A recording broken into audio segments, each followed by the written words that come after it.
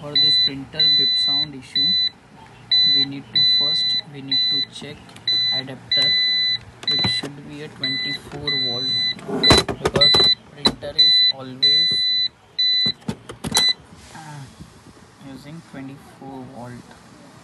So adapter should be an original adapter like this.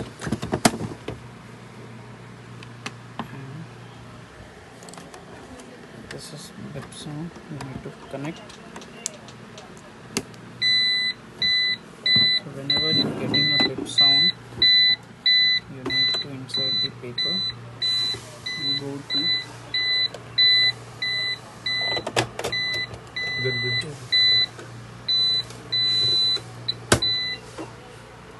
this. You need to go first. You need to add printer. You can select here TP3250. This is the update version. If you will get a lower version, so you need to select TP808 and then press OK, and you need to check the connection test. The port is you are getting error, so this error you will get. You need to connect USB port in PC, or you're having a laptop. So after that, if you see over here,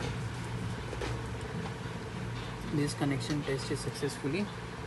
Okay, after that you can go to print status. You will check as paper. Close it. You need to go advanced setting, function setting, and you need to you need to set 2700 and write.